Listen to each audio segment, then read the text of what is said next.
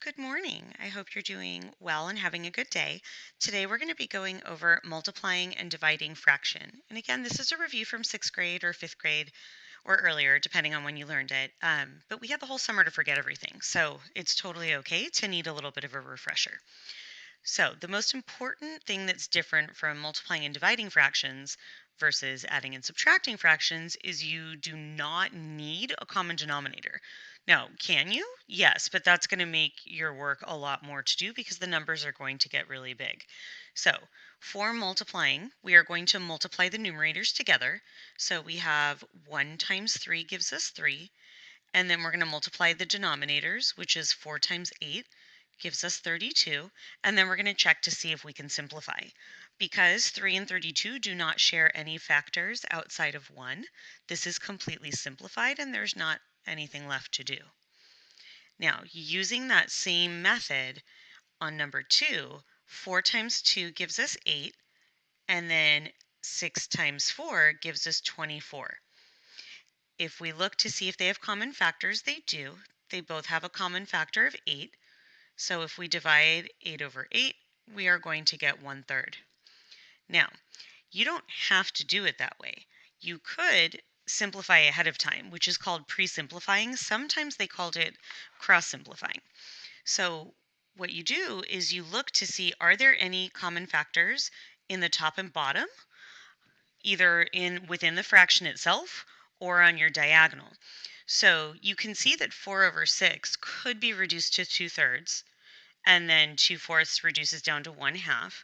Or some students would look at this and say, well, I know 4 goes into 4 once, and I know 2 goes into 2 once, and 2 goes into 6 3 times. So 1 times 1 gives us 1, and then 3 times 1 gives us 3. Either way, your answer is going to come out the same. So sometimes students will mix and match the way they do it. So with smaller numbers, they'll multiply across and then simplify. But then with the really big numbers, they choose to try and pre-simplify ahead of time. Whichever way you do it is completely fine. So when working with mixed numbers, you must turn the mixed numbers into improper fractions first. You cannot just multiply the 2/3 times 1/2 and then the 4 times 3. You're not going to get the same answer. So remembering how to convert these, we have the denominator times the whole number, so 3 times 4, and then plus 2. So it kind of makes a C. Some students like to have a visual with it. This is going to give you 14 over 3. And then on this one, 2 times 3 is 6, plus 1 is 7. So if we want to pre-simplify this, because honestly, I don't feel like multiplying 14 times 7, we can look across 3 and 7. They have nothing in common, but the 2 and the 14 do. So 2 divided by 2 gives us 1. 14 divided by 2 gives us 7. So 7 times 7 is 49. And then 3 times 1 is 3. And just like we talked about on the adding and subtracting questions in the other video, it is generally a better idea to go ahead and put this into a mixed number if the problem started with mixed numbers. So looking at the problem, we did in fact have 2 mixed numbers. So 3 goes into 49 16 times, and then we have a remainder of 1 over 3. But what happens if we have just a whole number? Like, do I just make that 10 3/4? Think about what is the imaginary number that's sitting underneath the 10 that does not change the value of the 10. And so when we look at that, we are going to put it as a 1. So we have 10 over 1 times 3 over 4. So looking at that, I'm going to choose to pre-simplify. So 4 divided by 2 gives us 2. 10 divided by 2 gives us 5. So then 5 times 3 is 15. And 1 times 2 is 2. And if you'd like to leave this one the way it is, that's fine. If you decide to change this back, 2 goes into 15 7 times with a remainder of 1.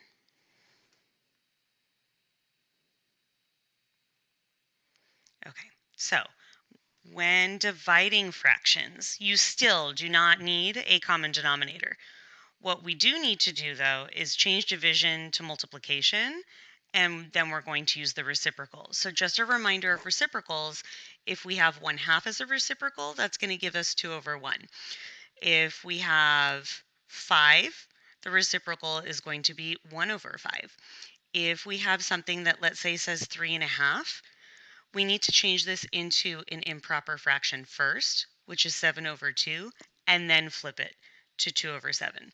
So you're going to hear us use the word reciprocal a lot during the school year, so it is a good skill just to practice.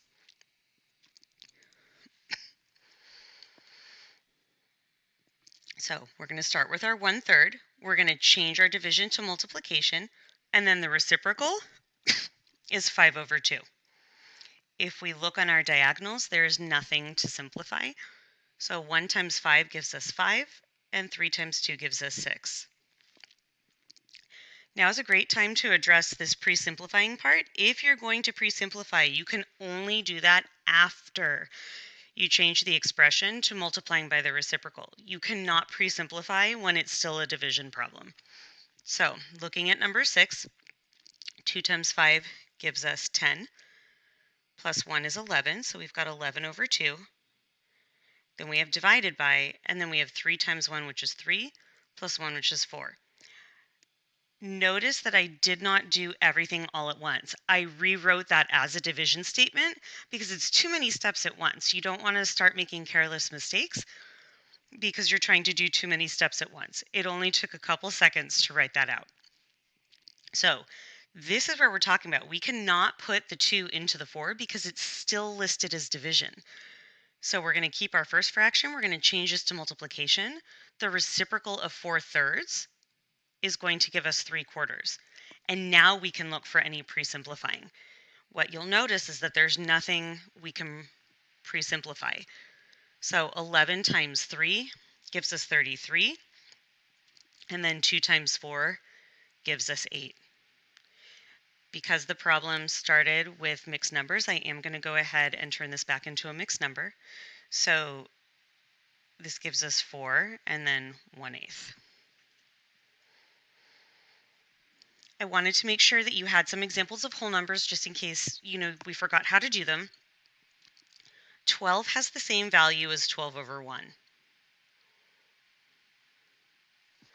So we're going to leave our first fraction the same. We're going to change this to multiplication, and then we are going to go ahead and do the reciprocal of 1/3, which is 3 over 1. You'll notice that there's nothing to simplify.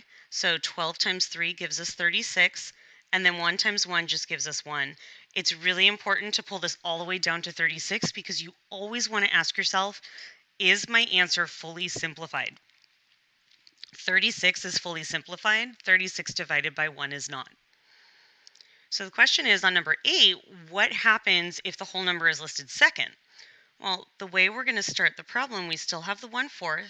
We still have the divided by, only we're going to change this to 8 over 1. Because 8 divided by 1 is still 8.